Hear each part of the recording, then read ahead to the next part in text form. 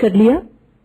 آپ نے تو فضیلت بتائی قریش کی عورتوں کی, اور ایک فضیلت یہ بھی ہے کہ بچوں کے ساتھ بہت نرم اور بچوں کے ساتھ بہت شفیق ہوتی ہیں.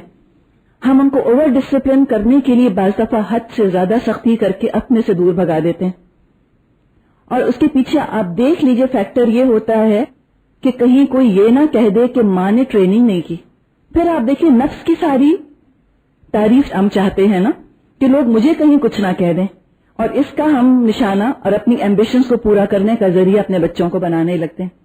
کوئی اگر کہتا ہے تو کہتا رہے, بچہ آپ کا ہے, آپ کو حد سے زیادہ سختی نہیں کرنی کہ آپ کی تعریفیں ہونے لگیں کہ بھی کتنا اچھا ٹرین کیا ہے. آج کل بھی ہم ان نیچرل چیزیں ایکسپیکٹ کرتے ہیں بچوں سے کہ کہیں جائیں گے تو بالکل 80 سال کے لوگوں کی طرح ہاتھ باندھ کر اور تمیز سے بیٹھے رہیں گے, نہ ہلیں گے اور نہ جلیں گے, نہ آواز نکالیں گے, نہ کچھ مانگیں گے. ہم پڑھ رہے ہوں تو بچے ہمیں تنگ نہ کریں, ہم جب پڑھ کر آرام کر رہے ہوں تو بچے تنگ نہ کریں, ہم جب گھر کا کام کر رہے ہوں تو بچے تنگ نہ کریں. تو بچہ کیا ہوا؟ اب وہ کوئی بیٹری آپریٹڈ تو نہیں ہے کہ جب جی چاہا اپنے بیٹری نکالی اور رکھ دی. اگر یہ طریقہ ہوتا تو سب کے بچے میرے خیال ہے ابھی شاید 1 سال کی عمر کو ہی پہنچے ہوتے. تو یہ طریقہ نہیں ہوتا. اپنے آپ کو الگ کر لیجئے, بچہ الگ چیز ہے. اپنی تعریف کے لیے بچوں کو پلیز مت پالیے. اسی چکر میں ہم بہت سختی کرتے ہیں پھر ان کے اوپر. حضرت حسن اور حضرت حسین رضی اللہ تعالی عنہما دونوں سے اللہ کے رسول بہت محبت کرتے تھے. دونوں کا ہاتھ پکڑ کر آپ نے فرمایا, اے اللہ میں ان سے محبت کرتا ہوں, تو بھی ان سے محبت کر. جب حضرت حسن حسین کی پیدائش ہوئی تو آپ نے دائیں کان میں اذان اور بائیں کان میں اقامت کہی. بچہ تو آپ دیکھیں نا ایک انٹچڈ چیز ہوتا ہے. اب جو الفاظ جو آواز اس کے ذہن پر جا کر ٹکرائے ایک امپریشن تو پڑ جاتا ہے. جیسے کیسٹ ہوتا ہے نا, خالی کیسٹ ہے, اس پر امپریشنز تو پڑ جاتے ہیں. چاہے نہیں سمجھتا تو بھی کوئی بات نہیں, اثر محسوس کرتا ہے ان چیزوں کا. اس طرح بچوں کا جو طریقہ بتایا گیا ہے ہم کو کہ پیدائش کے وقت کیا کرنا ہے. ایک کان میں اذان, ایک کان میں اقامت کہنی چاہیے. مدینے آ کر مسلمانوں میں سے حضرت اسما, یہ حضرت عائشہ کی جو بہن ہیں, حضرت اسما رضی اللہ تعالی عنہا کے ہاں بچہ پیدا ہوا. حضرت عبداللہ بن زبیر رضی اللہ تعالی عنہ یہ پہلے بچے تھے جو کہ مدینے آ کر پیدا ہوئے. بہت مسلمان خوش تھے ان کے پیدا ہونے پر. رسول اللہ نے ان کو گود میں لیا اور گھٹی, ہم کہتے ہیں نا گھٹی چٹانا, عربی میں اس کو تحنیک کہا جاتا ہے. تحنیک حنکا سے بنا ہے, ہا نون اور کاف. حنکا کا مطلب ہوتا ہے کوئی چیز چبا کر نرم کر دینا. تو جو گھٹی چٹائی جاتی تھی اس زمانے میں, تو کوئی بچہ اگر نبی اکرم کے پاس آئے یا آپ کہیں کسی بچے کو نیولی بورن بچے کو دیکھنے جاتے تھے تو آپ کھجور نرم کرتے تھے اور ذرا سا اس کا شیرہ سا لے کر اور اس بچے کے تالو پہ چٹا دیا کرتے تھے. اس کو تحنیک کہتے ہیں. ہمارے عام طور پہ شہد کا رواج ہے. شہد میں آپ دیکھیے کہ پھر بھی چانسز ہیں کہ بچوں کو الرجی ہو جائے, اس لیے کہ پولن ہوتا ہے نا اس کے اندر, تو اسی لیے آج کل ڈاکٹرز منع بھی کرتے ہیں کہ شہد نہ چٹائیں نیو بورن بچوں کو.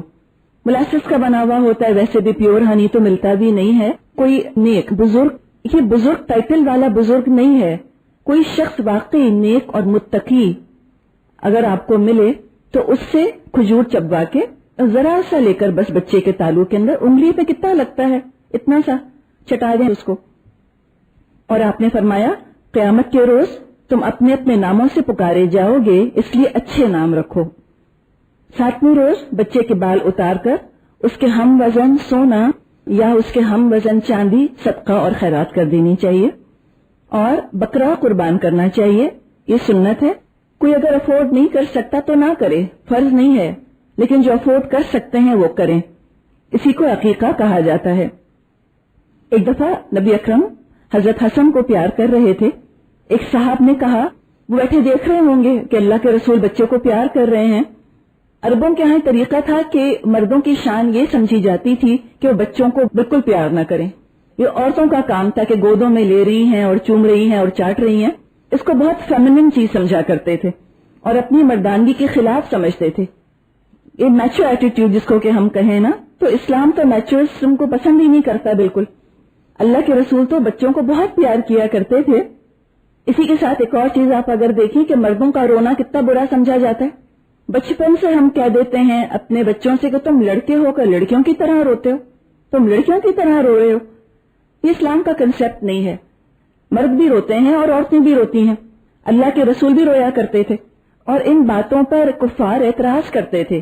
وہ کہتے تھے یہ تو عورتوں والی حرکتیں کرتے ہیں، نعوذ باللہ، کہ یہ روتے ہیں اور یہ بچوں کو پیار کرتے ہیں. اسی طرح آپ ایک دفعہ حضرت حسن کو پیار کر رہے تھے. ایک صاحب وہاں بیٹھے ہوئے تھے اور وہ یہ دیکھ رہے تھے. انہوں نے کہا یا رسول اللہ میرے 10 بچے ہیں، میں نے کبھی ایک کو بھی پیار نہیں کیا. آپ نے نظر اٹھا کر ان کو دیکھا، فرمایا اگر اللہ نے تمہارے دل سے رحمت اور شفقت نکال دیا ہے تب میں کیا کر سکتا ہوں. پیار کرنا چاہیے، باپوں کو بھی چاہیے کہ بچوں کا لاڈ کریں. بعض دفعہ نماز میں حضرت زینب کی بیٹی امامہ کو آپ کندھوں پر بٹھا لیتے اور جب رکوع میں جاتے تو ان کو کھڑا کر دیتے، پھر جب آپ کھڑے ہوتے تو پھر اٹھا لیا کرتے تھے. یہ بخاری میں موجود ہے روایت. تو یہ ماؤں کے لیے کتنی آسانی ہے. ہم نماز پڑھنے کھڑی ہوتی تو جھڑکتی ہیں اور جھٹکتی ہیں بچوں کو اور پہلی ڈرا دیا جاتا ہے کہ خبردار میں نماز پڑھ رہی ہوں تو آگے سے نہ جائے اور کوئی یہاں نہ آئے یا کوئی ٹچ نہ کرے. نہیں، پھر تو جتنی بھی چڑ ہو ان کے دل میں اسلام کے لیے، ان کو تو لگتا ہوگا نا کہ جو ٹکڑا بچھاتی ہے میری ماں جانماز کے نام سے، یہ میرے اور اس کے درمیان حائل ہو جاتا ہے. یہ تو قربت اور محبت دلانے کے طریقے نہیں ہیں. رو رہے ہیں تو گود میں اٹھا لیں. ایک دفعہ اسامہ بن زید چھوٹے سے تھے، کہیں گر گئے، چوٹ لگی، رونے لگے. آپ ان کو جھاڑتے جاتے تھے گھٹنوں کو، کپڑوں کو، اور کہتے تھے کہ اسامہ اگر لڑکی ہوتا تو ہم اس کو زیور پہناتے، اسامہ لڑکی ہوتا ہم اس کو اچھے اچھے کپڑے پہناتے. اس سے بہت امپورٹنٹ بات پتا چلی، لڑکیوں کو اچھے اچھے کپڑے پہنانے چاہیے. شوق ہوتا ہے ان کا. اپنے تقوی کا انتقام ان بچیوں سے مت لیں کہ ان کے کپڑے بنانے ہم چھوڑ دیں اور سادگی کا وہ ہم پہ جنون چڑھے کہ ہم کہیں کہ نہیں بس لٹھے کے علاوہ کچھ پہننا نہیں. کتنی خوبصورت بات آپ نے فرمائی ہے نا. بچیوں کو آپ دیکھیں اتنی تیسی ہوتی ہیں اور وہ پہننے اوڑھنے کا شوق، ہر قسم کا موتی 3 ڈبہ لٹکا لیتی ہیں اپنے اوپر اور کچھ نہیں ملتا تو. ماؤں کے جوتے پہنیں گی ہیل والے اور دوپٹے کھینچ لیں گی ان کی الماریوں میں سے.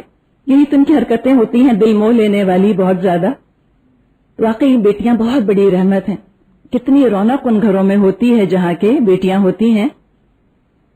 حضرت عمر فاروق رضی اللہ تعالیٰ عنہ کے دور میں وہ امیر المومنین تھے، ہیڈ آف اسٹیٹ. اور سوچیں چھوٹی موٹی کوئی وہ نہیں تھی ان کی، کہاں کہاں تک قصر اور کسرا تک ان کی جو ہے وہ سرحدیں پھیلی ہوئی تھی. تو ان کے دور میں ایک صاحب ان سے ملنے آئے. کیا تصور لے کر آئے ہوں گے کہ اس قدر روبدار اور کوئی بات کرنے کی مجال نہیں کسی کی ان سے. دیکھا حضرت عمر لیٹے ہوئے ہیں اور ان کا بیٹا ان کے سینے پر بیٹھا ان کی داڑھی سے کھیل رہا ہے. ان کے چہرے پر ناگواری کے اثرات آئے ان صاحب کے چہرے پر. حضرت عمر پہچان گئے. پوچھا آپ کا اپنے بچوں سے کیا سلوک ہے؟ شاید اسی موقع کے انتظار میں ہوں. سوچا ہوگا شاید میں امیر المومنین کو طریقہ سکھا دوں کہ بچوں کو کیسے ڈیل کرنا چاہیے. کہنے لگے امیر المومنین جب میں گھر میں داخل ہوتا ہوں تو گھر والوں پر سکتہ طاری ہو جاتا ہے. سب اپنی اپنی جگہ دم ساتھ کر چپ ہو جاتے ہیں. سوچا ہوگا کہ بہت اچھی بات ہے کوئی، یہ بہت فخر سے بتایا انہوں نے.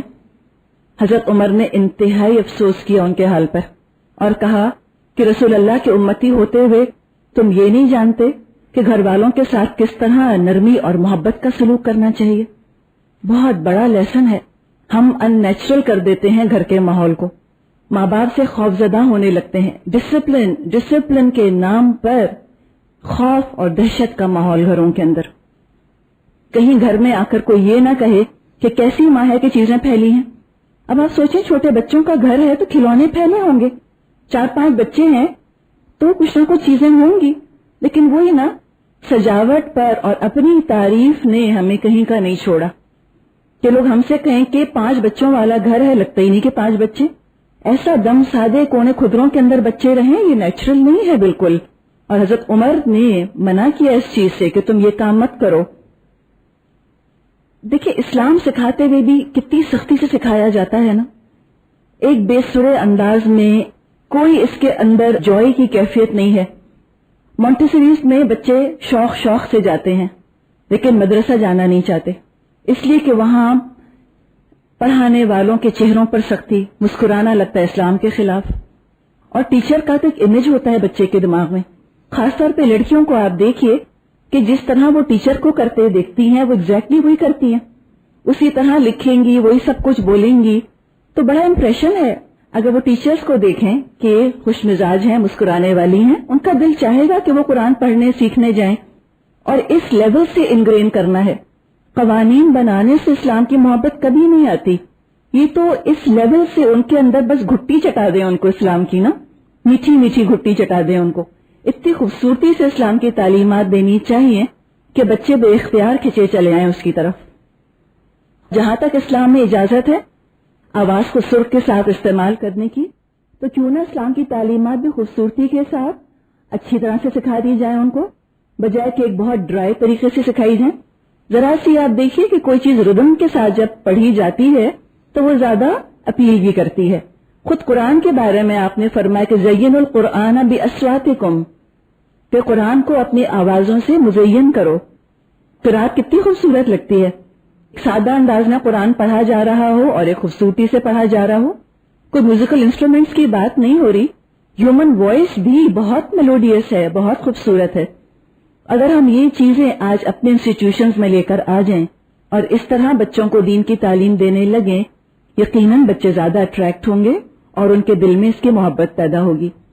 ایک چھوٹا سا رائم جیسا ہے، یوسف اسلام نے اپنے کیسٹ میں ڈالا ہے اس کو، تو وہ میں چاہ رہی تھی کہ آپ لوگ سنیں اور دیکھیں کہ ایسا محسوس ہوتا ہے کہ جو ان صحابہ کی اگلی جنریشن نکلی کہ جنہوں نے باقی ساری دنیا کو فتح کیا، جو نون ورلڈ تھی، ان کے دل میں ایمان کی ایسی محبت آئی تو یقیناً اس میں سکھانے والوں کا بھی بڑا ہاتھ تھا۔ اتنی محبت سے، اتنے پیار سے انہوں نے سکھایا۔ حضرت عمر کو آپ دیکھ لیجئے نا، کتنی محبت کر رہے ہیں اپنے بچوں سے، ورنہ تو ہونا یہ چاہیے تھا کہ وہ متنفر ہوتے اور وہ اپنے باپوں کی دنیا سے رخصت ہونے کے بعد اسلام کی کوئی قدر نہ کرتے، لیکن کیسے جمے رہے۔ یقیناً اس میں محبت کی چاشنی جمانے والی چیز ہوتی ہے۔ لا إله إلا الله لا إله إلا الله محمد رسول الله عليه صلاة الله لا إله إلا الله لا إله إلا الله محمد رسول الله عليه صلاة الله بسم الله بدأت كلامي وصلاتي وسلامي بسم الله بدأت كلامي وصلاتي وسلامي المضلل بالغمام محمد رسول الله لا إله إلا الله لا إله إلا الله محمد رسول الله عليه صلاة الله لا إله إلا الله لا إله إلا الله محمد رسول الله عليه صلاة الله إن أسأت فاحملوني أو أخطأت فاعذروني إن أسأت فاحملوني أو أخطأت فاعذروني يفنى ما في هذا الكون ولا يبقى إلا الله لا إله إلا الله لا إله إلا الله محمد رسول الله عليه صلاة الله لا إله إلا الله لا إله إلا الله محمد رسول الله عليه صلاة الله لا إله إلا الله لا إله إلا الله محمد رسول الله عليه صلاة الله۔ کیسی جوائے کی آوازیں ہیں نا، ایک خوشی کی آوازیں ہیں، لیکن ایسی آوازیں ہم کو مدرسوں سے یا قرآن پڑھانے کے موقع پہ یہ خوشی کا ایلیمنٹ شامل نہیں ہے۔ ہم نے جوائے کو اور خوشی کو بالکل مائنس کر لیا۔ قرآن پڑھنے کا وقت ایک ڈر اور خوف کا ٹائم ہونے لگ گیا بچوں کے لیے۔ نماز پڑھنا اتنی سختی سے کہا جاتا ہے کہ نماز پڑھنا ان کے لیے بوجھ ہو گیا۔ اسی لیے کہا گیا کہ 7 سال کی عمر سے بچے کو نماز کی عادت ڈالو، آرام آرام سے 1 وقت کی پڑھائی، 2 وقت کی پڑھائی۔ اتنا چھوٹا بچہ فجر کے لیے نہیں اٹھ سکتا اور آپ نہ زبردستی اٹھائیں گی اس کو، آہستہ آہستہ اس کو عادت ڈالیے۔ 10 سال تک ہوتے ہوتے 3 سال کا ٹائم ہے، اور اس دوران اس کے اندر یہ چیز پیدا کرنی ہے کہ اپنے شوق سے پڑھے۔ یہ ہے دراصل کرنے کا کام، یہ ہے استادوں کا کام کہ بائی فورس یہ کام نہیں کریں، شوق سے ان کو یہ کام کرنے کی عادت ہو جائے۔ نبی اکرم صلی اللہ علیہ وسلم کے بیٹے ابراہیم جب 18 ماہ کے ہوئے، تقریباً 1.5 سال ان کی عمر ہوئی، تو ان کا انتقال ہو گیا۔ اور اس دن سورج گرہن تھا. لوگوں نے کہا کہ ابراہیم کے انتقال کی وجہ سے سورج کو گرہن لگ گیا ہے. یہ لوگوں میں عام قاعدہ تھا کہ وہ چاند گرہن سے اور سورج گرہن سے شگون لیا کرتے تھے. تو اس وقت بھی انہوں نے یہی بات کی اور دونوں باتیں اتفاق سے جوابی ہو گئیں.